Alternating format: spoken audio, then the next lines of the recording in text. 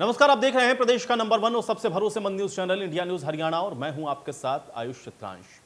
3 दिन के मानसून सत्र के बाद हरियाणा विधानसभा की कार्रवाई को अनिश्चितकाल के लिए स्थगित कर दिया गया है, लेकिन 3 दिन के सत्र में 11 बिल पास हुए हैं। इसमें सबसे अहम बिल पेपर लीक से जुड़ा हुआ है। जी हां, हरियाणा में अब पेपर लीक करने वालों की खैर नहीं है। दरअसल नौकरियों की परीक्षा में नकल रोकने के लिए सरकार अब कानून बनाने जा रही है। विधानसभा के मानसून सत्र में हरियाणा लोक परीक्षा विधेयक 2021 पास हो गया है और बस अब राज्यपाल के मोहर की यहां पर बाकी है। हालांकि कांग्रेस ने विधेयक में कई खामियां बताते हुए सरकार को कानूनी राय लेने की सलाह भी दी। पेपर लीक पर सदन में जमकर नोकझोंक भी देखने को मिली है। और दूसरा अहम बिल भूमि अधिग्रहण से जुड़ा हुआ है। भूमि अधिग्रहण संशोधन भी सदन से पारित हो चुका है और इस बिल में संशोधन पर भी कांग्रेस ने ऐतराज को जताया था। सत्ता पक्ष और विपक्ष में बहस हुई तो तीसरा अहम बिल भी परिवार पहचान पत्र की वैधता से जुड़ा हुआ है। इसको मुख्यमंत्री ने सदन में रखा। इस पर कांग्रेस विधायक किरण चौधरी ने सवाल उठाते हुए जनता के डाटा के मिसयूज होने की आशंका को जताया। इस तरह से मानसून सत्र में कौन कौन से 11 बिल पास हुए हैं, आइए आपको ग्राफिक के जरिए सबसे पहले ये समझाते हैं। तो हरियाणा लोक परीक्षा अनुचित साधन निवारण विधेयक, ये बिल पारित हुआ। इसके अलावा भूमि अर्जन पुनर्वास और पुनर्स्थापन विधेयक इस बार सदन में रखा गया। पंचकुला महानगर विकास प्राधिकरण विधेयक को भी इस बार मानसून सत्र की इस कार्रवाई में रखा गया। हरियाणा विनियोग संख्या 3, ये विधेयक भी रखा गया सदन के अंदर। हरियाणा जीएसटी द्वितीय संशोधन विधेयक भी सदन में रखा गया। इसके अलावा परिवार पहचान पत्र को कानूनी वैधता देने वाला विधेयक भी सदन के अंदर पारित किया गया। तो कुल मिलाकर के 11 विधेयक, जिसमें नगर पालिका क्षेत्र में नागरिक संशोधन, सूचना का प्रबंधन संशोधन विधेयक 2021, महर्षि वाल्मीकि संस्कृत विश्वविद्यालय कैथल संशोधन विधेयक 2021, हरियाणा लोकायुक्त विधेयक को पुनः स्थापित करने की अनुमति के लिए प्रस्ताव, हरियाणा उद्यम पदोन्नति विधेयक, ये भी इस बार सदन की कार्रवाई के अंदर रखा गया। इसके अलावा पंडित लक्ष्मीचंद राज्य प्रदर्शन और दृश्य कला विश्वविद्यालय रोहतक। तो कुल ये वो 11 बिल हैं जो कि सदन में पास हुए हैं। एक एक करके हमने आपको बताया, ये सभी बिल इस बार सदन की कार्रवाई के अंदर 3 दिन की इस कार्रवाई के अंदर पारित किए गए हैं, जिसमें कुछ बिल को लेकर के ऐतराज भी रहे, सवाल भी उठे, जिसमें पेपर लीक को लेकर के और इसको रोकने के लिए जो विधेयक लाया गया उसको लेकर के सवाल उठाए गए कांग्रेस पार्टी की तरफ से, जिसमें कांग्रेस ने यह भी कहा कि जल्दबाजी में लाया गया है और कानूनी राय इस पर जरूर ली जाए। ये सलाह भी कांग्रेस पार्टी की तरफ से दी गई। तो वहीं मानसून सत्र के बाद सीएम ने एक प्रेस कॉन्फ्रेंस की और पास हुए विधेयकों के बारे में बताया है और यह भी कहा है कि सत्र के दौरान विपक्ष को हर सवाल का जवाब दिया गया है। हमने जो उनकी शंकाएं थी सब दूर की हैं और साथ में ये भी कहा है कि आखिर कहीं भी कोई ऐसा विषय आए जो बाद में लगता है कि इसमें और जोड़ा जाना चाहिए, तो आखिर हर 3 महीने बाद 4 महीने बाद हमारा सेशन होता है, उसमें लेके आए। फंडामेंटल किसी भी प्रकार की ऐसी कोई कमी वो नहीं बता पाए जिसके कारण से इससे कोई लाभ की बजाय हानि होनी हो। हर एक्ट में कुछ ना कुछ उसका उद्देश्य है, उसका एम है। एम्स एंड ऑब्जेक्ट्स में हमने क्लियर किया है कि किस लिए ये एक्ट सारे पारित कराए जा रहे हैं। जो परीक्षार्थी हैं वो एक आकांक्षा के साथ आते हैं कि उनका फेयर एग्जाम होगा, उनको नौकरी मिलेगी, लेकिन वही पेपर किसी न किसी की साजिश से अगर लीक हो जाता है तो उसमें एक सख्त सजा का प्रावधान किया जाए और एक डेटरेंट उसमें हो, लोगों को भय लगे कि ये गलती, ये जो नकल का काम है ये हम नहीं करने देंगे, क्योंकि अनलॉफुल अनफेयर मीन्स लाखों करोड़ों रुपए के ये काम धंधे शुरू हो गए हैं इस धंधे को रोकने के लिए। परिवार पहचान पत्र, ये परिवार पहचान का विषय हमारा लगभग 2.5 साल से चल रहा है और धीरे धीरे इसमें रजिस्ट्रेशन 64 लाख परिवारों ने इसमें रजिस्ट्रेशन करा लिया है। लेकिन ये बड़ा प्रोजेक्ट है, इसलिए इसके ऊपर लेजिस्लेशन लाना ये हमें लगा ये उचित है। कल को कहीं कोई इसका एतराज ना हो जाए, कोई इसको चैलेंज ना करे। लेकिन उसमें तरह तरह के कई बातें उन्होंने उठाई, इसका लाभ क्या है, ये क्यों बनाया जा रहा है। हमने सारा जो स्पष्ट पहले आपको बताया है कि गरीब आदमी को भी, उसके परिवार को भी हम पहचान करके और लाभ दिला सकें। बीपीएल की कैटेगरी भी, उसमें हमने 1,80,000 रुपया वार्षिक आय, इससे कम के लोगों को बीपीएल, और फिर अंत्योदय परिवार उत्थान योजना ये हमने चलाई है, परिवार समृद्धि योजना, मुख्यमंत्री परिवार समृद्धि योजना ये हमने चलाई है। और वो सारा डाटा उसी में से मिलेगा कि कौन पात्र व्यक्ति है, कौन अपात्र है, कौन डिजर्विंग है, कौन नॉन डिजर्विंग है। क्योंकि आज हमको लगता है बहुत सी ऐसी स्कीमें केंद्र की और प्रदेश की नॉन डिजर्विंग आदमी, अपात्र लोग वो ले लेते हैं, और जो पात्र तक पहुंचने में भी कठिनाई होती है, वहाँ तक पहुंच नहीं पाते, या हमने जो सीमित बजट किया हुआ था उस बजट के कारण से उन लोगों तक पहुँचते पहुँचते धन खत्म हो जाता है, कम हो जाता है, उसमें फिर हमें रोकना पड़ता है। लेकिन अब हम तय करेंगे कि जो अंत्योदय है, अंतिम व्यक्ति है, उसका एक सीनियोरिटी जो बनेगी वो उसकी इनकम के हिसाब से बनेगी। Right to fair compensation and transparency land acquisition, rehabilitation और सेटलमेंट हरियाणा अमेंडमेंट बिल 2021, इसके अंदर मुख्य रूप से हमारा हेतु जो था कि इस एक्विजिशन में बहुत से ऐसे व्यवधान आ जाते हैं कि कई लोग ज़मीनों के छोटे छोटे टुकड़ों के मालिक होते हैं, और कोई भी जो डेवलपमेंट का काम है, लीनियर डेवलपमेंट है, कोई हेल्थ के नाते से है, कोई एजुकेशन के नाते से है, रोड है, रेलवे है, मेट्रो है, और इवन डेवलपमेंट ऑफ कॉलोनीज भी जो है, उसमें जो रोड्स दी जाती हैं बीच में, उन रोड्स की जो ज़मीन है, कोई भी एक आदमी उसको पकड़ के बैठ जाता है कि मैं नहीं बेचता।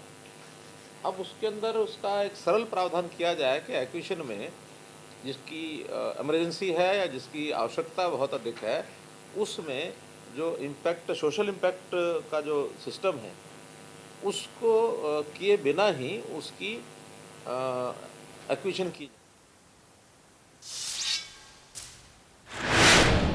तो वहीं कार्यवाही के दौरान सीएम ने जब कहा कि कांग्रेस की सरकार में पर्ची खर्ची चलती थी, तो नेता विपक्ष भूपेंद्र सिंह हुड्डा ने सीएम को रोका और इसके बाद सीएम और नेता विपक्ष के बीच में काफी देर तक बहस भी हुई।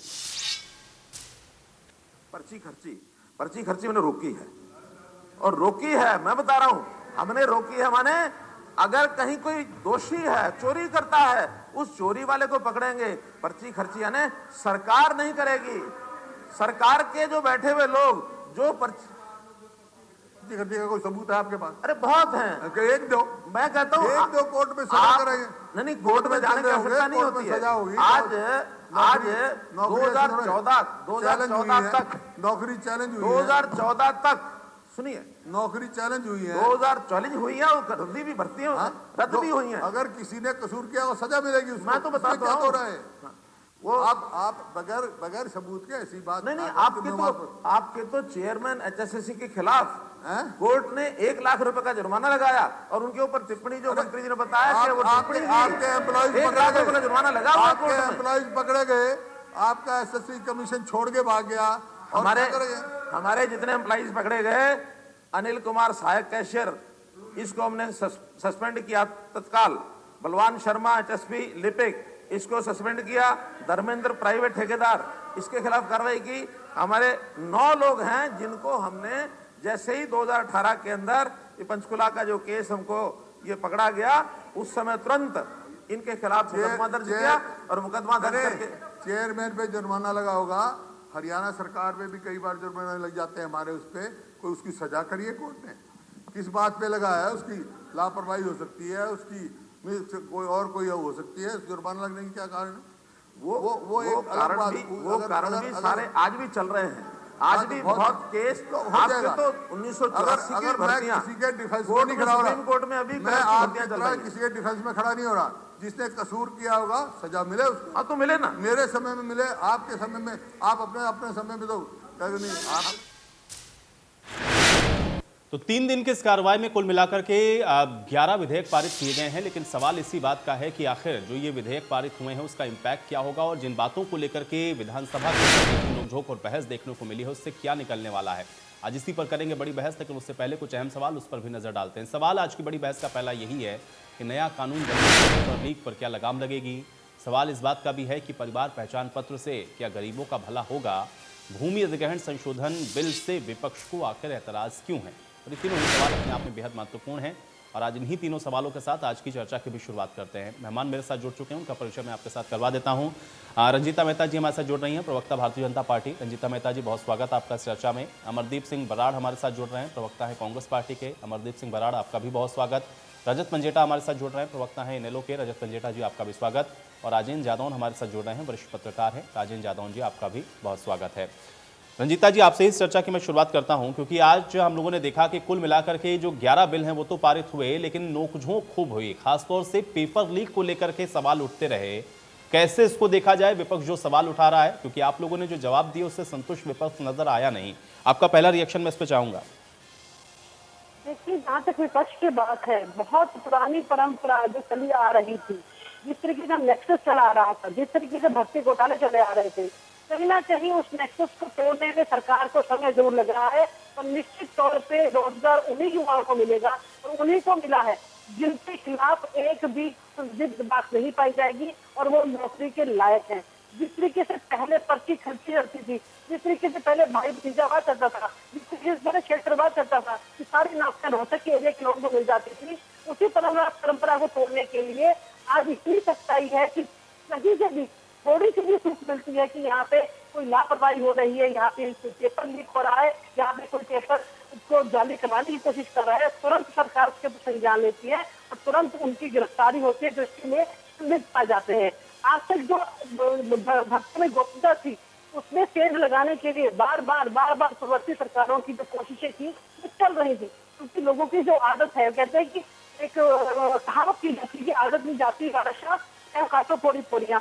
तो आज जिन लोगों को इतनी आदत पड़ चुकी थी, भर्ती जो होती थी उनकी सिफारिशों से होती थी, पर्ची खर्चियों से होती थी, आज कहीं ना कहीं जब उनको लग रहा है कि आज पढ़ा लिखा युवा जो जॉब के लायक है वो लग रहा है, तो कहीं ना कहीं वो तकलीफ के मारे बार वो कोशिशें जो थी वो हमने नाकाम करने की पूरी प्रयास किया है। अगर मैं बात करती हूँ पुरानी हिस्ट्री में, 2007 में जब कांग्रेस की सरकार थी, 2012 में सरकार थी, 2013 में सरकार थी, उस समय भी बहुत सारी भर्तियां रद्द हुई और जो दोषी लोग थे उनको खुद ही बाद में सरकार बचाकर किसी एक दोषी पर टिकड़ा छोड़ के अपने आप को बचाने का काम करती थी। और जब ऐसा नहीं होता, आपके सामने अब जो लेटेस्ट पेपर लीक हुआ था, 24 गिरफ्तारियां और सरकार कर चुकी है और कड़ी से कड़ी जोड़कर जो लोग भी दोषी हैं उनको वहां पर सामने लाया जाएगा और किसी के खिलाफ कुछ भी मिलता है, चाहे वो सरकारी नौकरी भी क्यों है, चाहे वो सरकारी पद भी क्यों नहीं है, किसी को भी नहीं बख्शा जाएगा।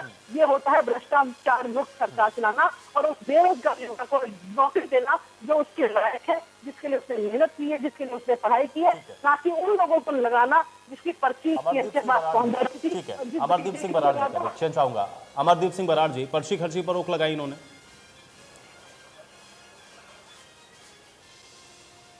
आयुष जी, अगर पर्ची खर्ची पर रोक लगी होती तो दर्जनों बार आज हमारे प्रदेश में पेपर ना लीक होता। ये इस बात का ये तो सबूत है कि पर्ची खर्ची पर रोक कहाँ लगी है। दर्जनों बार पेपर लीक हो चुका है और सबसे हैरान करने वाली बात है वो ये बात है कि ये बीजेपी प्लस जेजेपी सरकार गलती मान ही नहीं रही अपनी। ये इसमें भी ले लो लगा लो, कांग्रेस उनका दोष निकाल रहे हैं। जो कर्मचारी चयन आयोग के जो चेयरमैन है, कभी उन्होंने कहा कि हाँ गलती होगी, या कभी किसी सरकार के किसी ने कहा गलती होगी। हम मांग करते हैं कि कर्मचारी चयन आयोग के जो चेयरमैन है उनको इस्तीफा दे देना चाहिए। इतनी बार अगर किसी चीज में मेडल होता ना कोई, तो सब ओलंपिक में अगर ये होता तो इनको मेडल मिलता है इस चीज में। जितनी बार इन्होंने पेपर लीक करवा दिया हरियाणा में। हरियाणा के युवाओं के साथ खिलवाड़ कर रहे हैं, उनके भविष्य के साथ खेल रही है हरियाणा सरकार। जो फीस है, जो एक एग्जाम की फीस भरते हैं विद्यार्थी, किसी की 500 है किसी की 100, वो सारे ये खा रहे हैं। उसकी तैयारी है, वो इस तरह तैयारी करके पेपर देने जाता है, जब वहां पर पहुंचते तो पेपर पहले से लीक हो चुका होता है। इससे बद्दा मजाक हमारे प्रदेश के युवाओं के साथ और क्या होगा। और सबसे बड़ी शर्म की बात यह है कि सरकार मानने को तैयार ही नहीं है कि हमारी गलती है।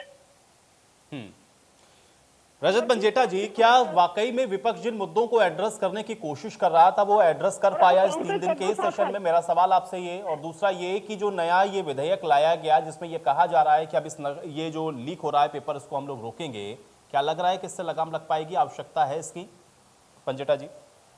देखिए आयुष जी, जहाँ तक इस मैं पूरे कार्रवाई की बात करूंगा मॉनसून सत्र की, तो देखिए कई मुद्दे हैं जो प्रदेश की जनता को कहीं ना कहीं ये निराशा ही हाथ लगी। और ये जिस तरीके से व्यवहार था और जिस तरीके से टाइम खराब किया गया, 0 आवर में टाइम खराब किया गया, सिर्फ नोक झोंक में और बेफालतू के शब्दों में जिसका कोई जरूरत भी नहीं थी।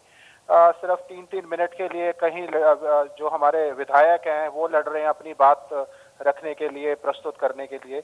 वो भी बड़ा चिंता का विषय है और देखना चाहिए जो किस तरीके से हाउस की प्रोसीडिंग्स जो है वो चलनी चाहिए। दूसरा, जहाँ तक पेपर लीक के बारे में मैं बोलना चाहूंगा कि जिस तरीके से आज मुख्यमंत्री जी ने इसको चीटिंग के साथ जोड़ के कहीं ना कहीं टॉपिक से को डाइवर्ट करने की कोशिश करी। कम से कम आप देखिए 28 बार पेपर लीक हो चुका है और आप 25 करोड़ रुपया सिर्फ सीक्रेसी का, हरियाणा की प्रदेश की जनता के गाड़ी खून पसीने की कमाई सिर्फ सीक्रेसी के लिए खर्चते हैं। तो यानी आप वो पैसा हर जितनी बार भी भर्तियां होती हैं, यानी देखिए ये तो पब्लिक डोमेन में है। जो पब्लिक डोमेन में नहीं आई, जो नहीं पकड़े गए, यानी उनमें भी कहीं ना कहीं बड़े मात्रा पे, जैसे ब्लैंक चेक इस बारी लिए गए, कहीं ना कहीं बड़ी मात्रा पे आप छोटे लेवल के लोगों को, छोटी मछलियों को तो आप कर देते हो, क्लर्क वगैरह को, ठीक है। और आप ये बताइए हरियाणा सर्विस, हरियाणा, मैम आपका टाइम आएगा खुल के, आप मेरा भी ले लेना, अब मुझे बोलने दीजिए। देखिए ये जो हमारी ये HSC है, जो कमीशन है, पहले बोर्ड था, ये पहले तो मैडम ये बताएं कि ये स्टाफ सिलेक्शन का जो कमीशन है, ये हरियाणा के अधीन आता है या ये प्राइवेट है?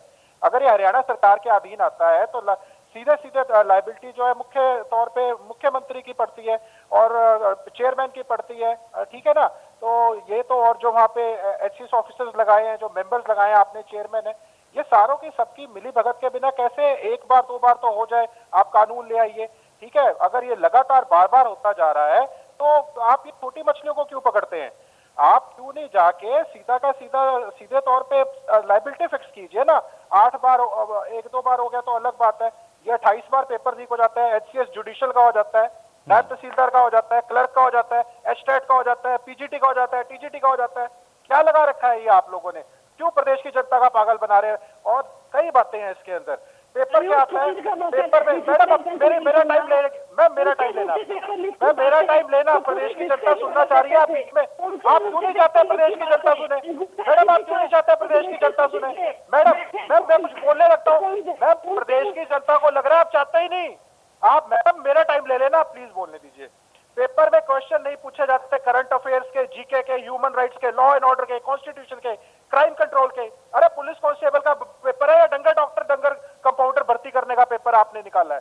दूसरा, मुख्यमंत्री जी कहते हैं कि प्रदेश में कोई बेरोजगार नहीं है। अरे 8 लाख तो इसी पेपर में आ गए, 8 लाख तो परीक्षार्थी इसी में आ गए। आप कहते हो, मुख्यमंत्री कहते हैं कोई भी नहीं है, प्रदेश में बेरोजगारी नहीं है। छोड़िए CMI के डाटे, आप भर्तियों के डाटे उठा के देखिए। उसके बाद जी पहचान पत्र के बारे में मैं चाहूंगा कि मुख्यमंत्री जी ना एडवर्ड स्नोडेन करके यूट्यूब में कृपया करके ना उसे आप उसके 2-3 उसके वो देखिए कि क्या कैसे हैकिंग होती है, कैसे डेटा लीक होता है। मुख्यमंत्री जी आप बोल रहे थे एक पेन ड्राइव 5 करोड़, मैडम मुख्यमंत्री जी, मैडम चुप रहिए, आपको पता ही नहीं मैं बोल क्या रहा हूँ। मुख्यमंत्री जी कहते हैं 5 लाख की पेन ड्राइव जो है वो 1 करोड़ में बिकी, उसमें डेटा आगे आगे आता गया, आंसर की निकाल ली। अरे मुख्यमंत्री जी इसी तरीके से तो जो परिवार पहचान पत्र आप बनाने जा रहे हो उसका भी ये डेटा एक पेन ड्राइव में ही आ जाएगा अगर किसी ने लीक करना होगा। मैं ये नहीं कहता, देखिए जो वंचित है उन तक कानून, जो भी सरकार के अच्छे स्कीम्स हैं उन तक पहुंचनी चाहिए, लेकिन आप किसी को कंपेल नहीं कर सकते। आप सुनिश्चित रखिए भाई हम सरकार ये फायदा दे रही है, आप फायदा लेना है, आप हमारे पास ठीक है। राजेंद्र जादौन जी, कैसे कर सकते हैं? राजेंद्र जादौन जी, ये 3 दिन का जो सत्र चला इसको आप कैसे देखेंगे? खासतौर से जिन मुद्दों को उठाया गया, क्या वो सही तरीके से उठे, और जो ये विधेयक पारित हुए हैं इसको आप लोग कैसे देख रहे हो? क्या लग रहा है खासतौर से पेपर लीक जो कि छाया रहा, जो नया विधेयक लाया गया उससे क्या इस लीकेज पर लगाम लगेगी, आपको लग रहा है राजेंद्र जादौन जी? देखिए एक बात है कि हम लोग निराशावादी बात तो कर नहीं सकते। वैसे ये है कि तमाम कानून तमाम तरह के अपराध रोकने के लिए बने हुए हैं, लेकिन अपराध कहीं जीरो हो गया हो ऐसा तो हुआ नहीं, ठीक है ना। तो सवाल यह है कि आप अपनी व्यवस्था पुख्ता कीजिए। आपने कानून बना दिया, लोग कितने डरेंगे। आप देखिए कि कानून से कितना डरते हैं लोग। तमाम तरह के अपराधों को रोकने के लिए कानून बने हुए हैं, लेकिन अपराध जीरो नहीं हो पाए। अच्छा, ये सरकार तो बड़ी गहरी बात करती है कि हमें जो है समाज का निर्माण करना है, हम सत्ता के लिए राजनीति नहीं करते। तो समाज का निर्माण करके दिखाओ ना, जिसमें लोग ईमानदारी से पढ़ाई करके, अध्ययन करके परीक्षा दें और कोई पेपर लीक ना हो और कोई पेपर की खरीद फरोख्ती ना हो। अभी मैं देख रहा था कि खबर आ रही है, SP बोल रहा है कैथल का कि प्रिंटिंग प्रेस से लीक हुआ है पेपर। तो भाई प्रिंटिंग प्रेस तक जाने का पता किसने दिया? वो तो इंटरनल सिस्टम है ना। तो पेपर तो इस तरह से लीक हो रहे हैं ना, अंदर से ही बात निकलेगी कि हमने पेपर प्रिंटिंग के लिए कहां भेजा हुआ है, तभी तो लोग प्रिंटिंग प्रेस पर जाएंगे। तो ये इनको अपने आयोग को ठीक करना चाहिए। सवाल ये है कि आप कोई कल्चर डेवलप नहीं कर पा रहे। प्रचार पूरा चल रहा है, प्रचार तंत्र अपना चल रहा है, आप जो है मीडिया को कंट्रोल करके चल रहे हैं, थोड़ी सी आलोचना आपको बर्दाश्त नहीं हो रही, और तुरंत ही जो है पिछली सरकार की कमियों की ओट में छुप जाती है सरकार। मैंने सरकारों को देखा कि वो पिछली सरकारों की कमियां उठाने लग जाती कि आप तो ये करते थे। अरे भाई वो करते थे तो उसकी सजा तो उन्होंने भुगत ली ना, कि वो विपक्ष में बैठे हुए। अब वो जो उन्होंने गलतियां की हैं, आप तो अपना कुछ करके दिखाइए स्पेशल। तो हमने ये कर दिया। अब ये नहीं लगता है क्या कि मान लिया जाए कि पर्ची खर्ची आज के दौर में नहीं चल रही, चलिए मानते हैं कि नहीं चल रही, लेकिन फिर लोगों ने दूसरा रास्ता खोज लिया, जब पेपर लीक होने लगे और सिलसिलेवार हो रहे हैं। तो आखिर में ये तो इसका मतलब ये है कि कोई पेपर लीक माफिया ही काम कर रहा है। माफिया का मतलब वही है, संगठित गिरोह जो योजनाबद्ध तरीके से काम करते हैं, जो अवैध काम करते हैं, वही माफिया कहलाते हैं। तो ये चल रहा है, इसको रोकने का काम किसका? सवाल यह है कि आप जो है अब नए नए युक्तियां सोचिए। कानून तो एक सीधा अटैक है, कानून कोई आपकी बहुत इंटेलिजेंस नहीं है। कानून तो बनी जाते हैं, तमाम अपराधों के लिए कानून बने हुए, लेकिन अपराध हो रहे। आपकी क्या उसमें रणनीति है, आपकी बौद्धिकता का उसमें क्या समावेश है? अगर आप उसको सोच समझ के आयोग में ऐसे लोग बिठाए जाते सोच समझ के, साफ सुथरे जो तरीके से काम कर रहे हैं, तो किस तरह से लीकेज हो रहा है? आपने कार्रवाई दिखा दी, कार्रवाई का रिकॉर्ड उठा के दिखा दिया, विधानसभा में विपक्ष निरुत्तर हो गया या विपक्ष को जवाब मिल गया, आप संतुष्ट हो गए। संतुष्टि तब होना चाहिए जब आपको लगे कि पेपर लीक होने बंद हो गए, ऐसी तरह की कोई घटना ना हो। ठीक है, चलिए अब रंजीता जी जवाब देंगे। रंजीता जी। आयुष, ताज्जुब की बात ये होती है, अभी मैं राजेंद्र जी को सुन रही थी, मैं एक एक करके सबका जवाब देना चाहूंगी। सबसे पहले बात कांग्रेस वाले कर रहे थे। कांग्रेस वाले से ये पूछती है कि जिनके घर शीशे के हो दूसरे पर कैसे मारते हैं। नायब तहसीलदार का पेपर जरूर इनके टाइम पे लीक हुआ था, उसके बावजूद भी लोगों ने उसकी निष्ठा की। ये आपको जानकर हैरानी होगी कि उसके बावजूद भी हत्या करते हैं ये कैप्टन अजय यादव, जो इनके यहाँ पे पहले मंत्री हुआ करते थे बिजली के। जब वहाँ पर खंभे खरीदे जाते हैं, वो खुदाने के बारे में खुद बोलते हैं, उसके बावजूद सरकार आंखें मूंदती है। कैप्टन वही अजय यादव जब वित्त मंत्री होते हैं, वो कहते हैं कि पटवारी की नौकरियों के अंदर बिल्कुल गड़बड़ हुई है, पर मुझे मेरा हिस्सा नहीं मिला। इस तरीके की तो भर्तियां होती थी। नासूर बना दिया था इन्होंने भर्ती घोटाला कर करके। उसको ठीक करने के लिए, सरकार दुरुस्त करने के लिए ही इन्होंने जो नया किस्सा अपनाया है पेपर लीक वाला, उसी को दुरुस्त करने के लिए आज कानून बनाने जा रही है, क्योंकि यहाँ पर कोई भी अनियमितता जो है वो बर्दाश्त नहीं की जाएगी। आज जो इंडियन नेशनल लोकदल से यहाँ पर बैठे हैं, बड़ी बड़ी बातें कर रहे हैं, इन्हीं के पूर्वज घोटाला में ही, जेबीटी घोटाला के अंदर ही आज तक जेलों में सड़ते आए हैं। ये तो पूरी की पूरी लिस्टें ही बदल देते थे। आज अंगूठा किसी और का, निशान किसी और का, पेपर देता कोई और था, और उसके बावजूद ये दुहाइयां दे रहे हैं कि यहाँ पे सरकार नौकरियां नहीं दे रही। जो सीएमआई की बात कर रहे हैं, ये सीएमआई की फुल फॉर्म में आपको बता देती हूँ, Congress manufactured index of employment, जिसके अंदर वहां की जो एमडी हैं, उनका नाम क्या है? अजय शाह, जो यूपीए 2 में 2011 से 14 में जो उनकी सरकार थी, 3000 से 4000 करोड़ रुपए के निफ्टी घोटाले के अंदर उनका प्रमुख मास्टरमाइंड था, वो तो उसके डायरेक्टर हैं। अब बात करते हैं वहां के मैनेजिंग डायरेक्टर की। उनका नाम जो था वो शेयर मार्केट के अंदर 2 साल तक उनके ऊपर प्रतिबंध लगा दिया गया, वो उनके मास्टरमाइंड है। मिस्टर एमडी महेश व्यास उनका नाम है। मैं इस बात के लिए हैरान हूं कि ऐसे लोगों को वहां का डायरेक्टर बनाकर, अपनी मैन्युफैक्चरिंग कंपनी बनाकर उसके ही बेरोजगारी के डाटे देते हैं। अगर ये डाटा कहते हैं कि 28% लोग बेरोजगार हैं, क्या आप इस बात को मान लेंगे कि हर तीसरा व्यक्ति हरियाणा के अंदर बेरोजगार है? हम बिल्कुल इस बात के लिए सहमत हैं कि हम नौकरियां में देरी कर रहे हैं, पर हम नौकरियां उनको देंगे जो उसके लिए एलिजिबल है, जो युवा उसके लिए मेहनत करके पास करके पेपर पास करेगा, ना कि इनकी तरह नहीं होता है कर पेपर की लिस्टें चेंज कर दी जाएंगी, अंगूठे के निशान किसी और के लगा दिए जाएंगे, बल्कि 80,000 नौकरियां हमने इस तरीके से लगाई कि एक भी भर्ती के ऊपर ना तो हाईकोर्ट उंगली उठा सकता है और ना ही जो है ये विपक्ष उंगली उठा सकता है। हाँ, जो इनकी पूर्ववर्ती सरकारों की 20,000 नौकरियां थी जिसके ऊपर हाईकोर्ट ने भी चुनौती लगाई, फिर भी हमने उनको एडजस्ट करने का काम किया क्योंकि वो उम्र ठीक है। लेकिन रंजीता जी मुझे बताएं, पेपर लीक क्यों हो रहे हैं बार बार? अगर आप लोग इतना कह रहे हैं कि आप लोगों ने पर्ची खर्ची बंद कर दिया, सीक्रेसी के ऊपर करोड़ों रुपए आप लोग खर्च करते हैं, फिर बार बार बैक टू बैक पेपर कैसे लीक होते हुए चले जा रहे हैं? इसका क्या जवाब? चाहती हूँ कि जिन लोगों के खून के अंदर यहाँ पर बार बार ये नेक्सस के थ्रू नौकरियां लगवाने की आदतें थी, वो आप एक के बाद एक दूसरा डोर उन्होंने अब पेपर लीक जो पेपर जो है उसको खरीदने की कोशिश कर रहे थे, वो जैसे ही वो कोशिश कर रहे हैं सरकार उनको पकड़ रही है और एक नहीं दो नहीं 24 लोगों को गिरफ्तार किया जा रहा है। इससे सरकार की मंशा देखनी चाहिए। हम देरी से आएंगे पर दुरुस्त आएंगे, हम देरी से आएंगे लेकिन दुरुस्त आएंगे। अमरदीप जी, लेकिन किसी भी ऐसे इंसान को नहीं भर्ती किया जाएगा जो पिछले बैकडोर से पेपर लीक कराकर पास करने की कोशिश करेगा, जो कि पूर्ववर्ती सरकारों ने लोगों की रगों में खून में डालने की इंजेक्शन लगा की आदत डाली हुई है। अमरदीप जी। आयुषी जी, मेरी बहन रंजीता जी ने अभी कहा कि किसी भी ऐसे बच्चे को नौकरी नहीं दी जाएगी जिसके लायक नहीं है, लेकिन आप इस बात को समझिए बहन जी कि 8 लाख बच्चों ने पेपर भरा था। शायद मेरी बात को सुना नहीं, मैंने ये कहा है कि जो क्वालिफाई करेगा, जो पेपर पास करेगा वो लगेगा, जो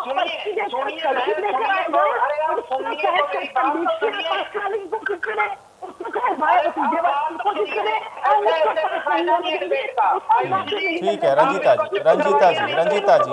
ठीक है रंजीता जी। बरार जी को सुनेंगे आप? बरार जी। बहन जी आप सुनिए तो सही। अरे पेपर तो कोई फिर क्वालिफाई करेगा ना अगर आप पेपर होने दोगे। पेपर तो आपके लीक पहले हो जाते हैं, कौन पेपर देगा जाके? देखिए फिर आप बीच में बोल रहे हैं। मैं नहीं बोला, आप सुनिए, सुनने की हिम्मत रखिए, जो सच्चाई है उसका सामना कीजिए। आप क्वालिफाई तो फिर ही पेपर करेंगे ना विद्यार्थी जब उनका एग्जाम होगा। आप एग्जाम में वो गेट पर खड़े होते हैं, उधर से खबर आ जाती है भाई आपका तो पेपर लीक हो गया, सरकार ने पेपर लीक करवा दिया, तो आप नौकरी किसको दोगे? और आप कह रहे हो बार बार पेपर लीक कर रहे हैं, माफिया कर रहे हैं, ये कर रहे हैं, वो कर रहे हैं। अरे भाई वो माफिया आपसे मिला हुआ है, ये मैं टीवी पर कहता हूँ। नहीं तो 28 बार पेपर लीक होता है, कभी 28 बार, 1 बार हो गया, 2 बार हो गया, 5 बार हो गया, 10 बार हो गया। अरे आप उनको पकड़िए, पकड़ के जेल में डालिए, जब सारा हरियाणा ही पेपर लीक करवाता है। आप सुनिए, आप बात सुनिए पूरी मेरी। आप युवाओं के भविष्य के साथ खिलवाड़ कर रहे हैं। आपकी सरकार पेपर लीक करवा रही है, आपकी सरकार के इशारे पर पेपर लीक हो रहा है। अरे आप विद्यार्थी फ्री पेपर देगा ना जब पेपर होगा, आप एग्जाम होने से पहले उसको लीक करवा देते हो, कहाँ से एग्जाम देंगे वो? अरे बहन जी, अरे भाई आयुष भाई ऐसे डिबेट नहीं होती, आप इनको समझाइए।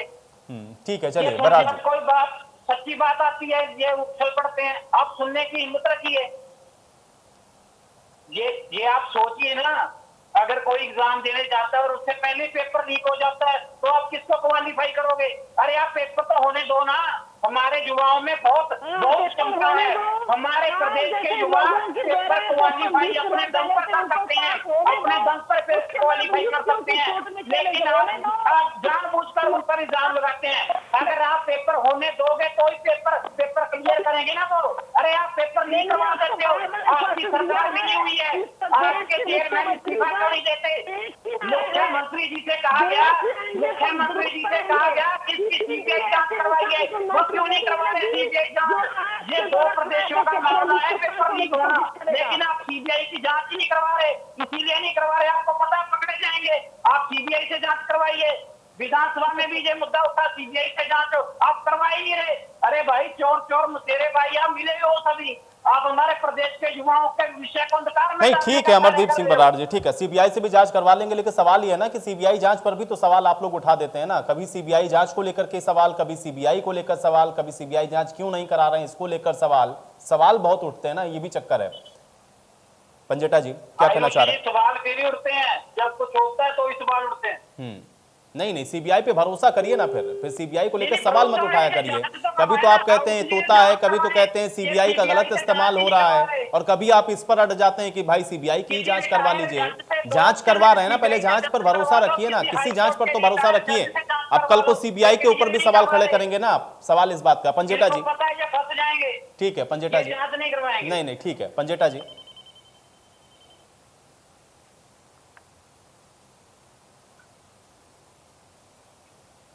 पंजेटा जी आप सुन पा रहे हैं मुझे? चलिए, रजत पंजेटा जी शायद मेरी आवाज नहीं पहुंची। जादौन जी, क्या वाकई में फुल प्रूफ प्लान नहीं है किसी सरकार के पास, या फिर इतना भर मान लें क्योंकि पहले से ही ये नेक्सस इतना स्ट्रांग है कि अब उसने दूसरा वे ढूंढ लिया और उसको तोड़ नहीं पा रही है सरकार, कोशिश भले ही वो कर रही हो? राजेंद्र जी,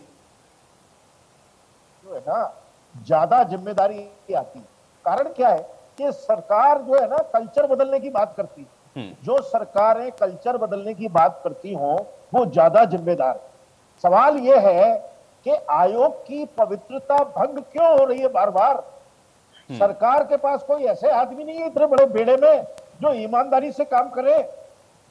सरकार और घेराबंदी करने में तो बड़ा मजबूती के साथ काम करती है, अपनी तमाम टीम तैयार करके ऐसा कर देती है कि बस कर्मचारी जो है बिल्कुल पक्के दिखाई देते हैं कि सरकार के वफादार है।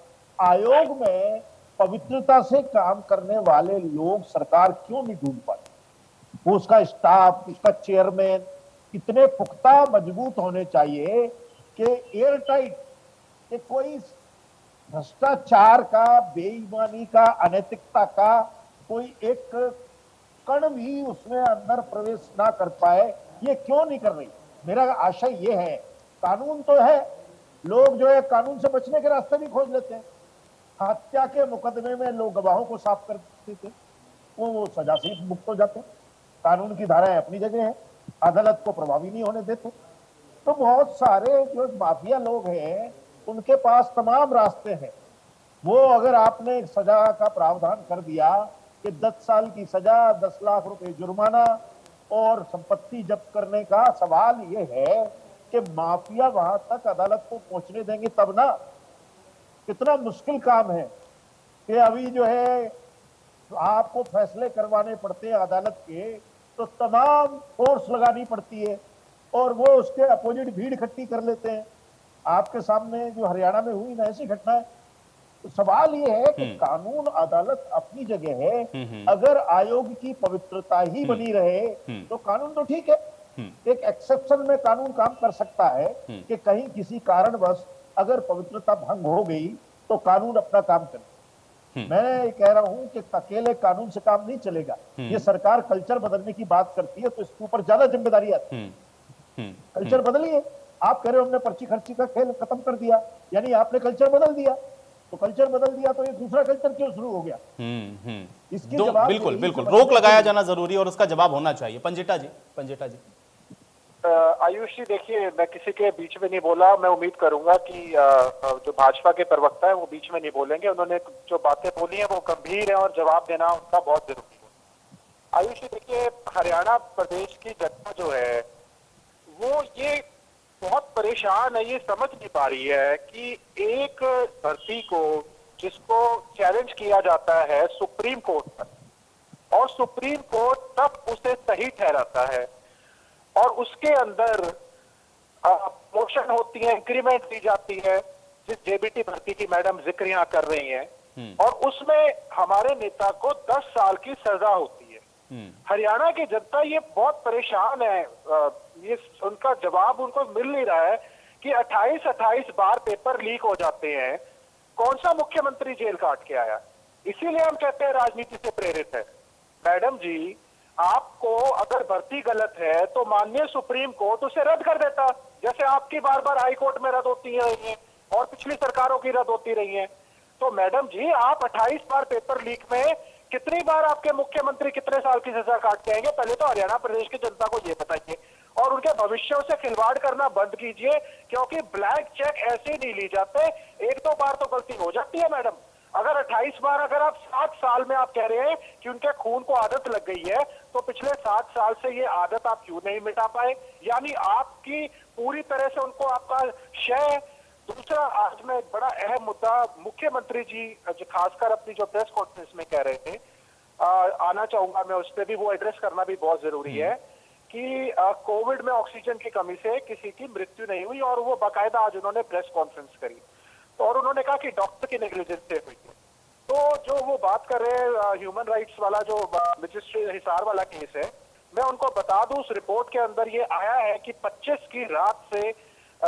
अप्रैल की रात से 26 अप्रैल की सुबह तक पूरी डिस्ट्रिक्ट में कहीं भी ऑक्सीजन उपलब्ध नहीं थी, और नॉन अवेलेबिलिटी, एक मिनट, और non availability of oxygen doctor की नेग्लिजेंस कैसे हो गई, ये पूरे प्रदेश को आप बताने की पूरा आप प्रदेश आता है, ये बताइए। दूसरा मैं कहूंगा, आप पूरी ये जो मेडिकल फर्टिलिटी है, आप इसको बदनाम करके अपना पल्ला नहीं झाड़ सकते। अगर आपके पास पोस्टमार्टम नहीं हुआ, अगर पोस्टमार्टम नहीं हुआ मान लीजिए, तो डॉक्टर समरी, अब मैं सोच रहा था कोई ना कोई विधायक ये बात उठाएगा उसमें, डॉक्टर समरी एक चीज होती है, आप वो डॉक्टर समरी जो है वो सार्वजनिक कीजिए। आपने उन्होंने मुख्यमंत्री जी ने 3 जो मुख्य तौर पे केसेस बताए, आयुष जी मैं बताना जनता के सामने लाना चाहूंगा कि सेक्टर 56 कृति हॉस्पिटल का एक वाक्य हुआ था जो आज भी यूट्यूब पे और एनडीटीवी की साइट के ऊपर अवेलेबल है उसका वीडियो।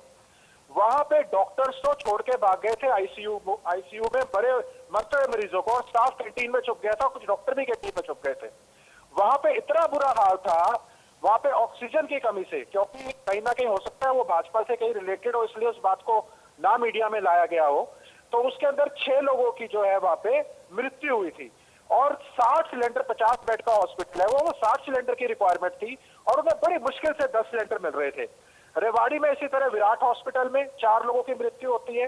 4 कथूरिया हॉस्पिटल, कथूरिया तो जानते ही होंगे, भाजपा वाले बड़ा प्रचलित है नाम है कथूरिया हॉस्पिटल, 4 मौतें वहां होती है। हिसार में 5 मौतें होती हैं, और पीजीआई रोहतक में तो खासकर बोर्ड लगा दिया गया था, आपने मीडिया के आपके चैनल ने भी वो कवर किया था, किस तरीके से वहां पे जो शीशे का वहां पे उसके ऊपर दरवाजे के ऊपर एक बोर्ड लगा दिया गया था कि हम मरीजों को नहीं ले सकते क्योंकि हमारे पास ऑक्सीजन की उपलब्धता नहीं है। 330 बेड का हॉस्पिटल वो है पीजीआई रोहतक।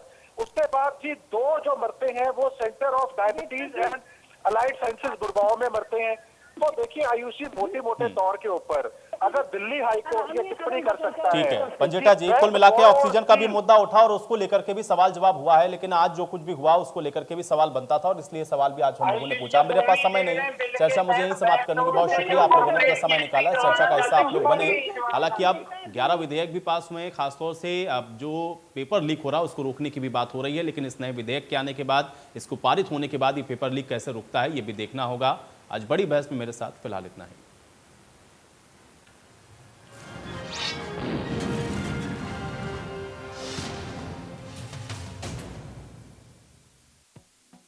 Associate sponsor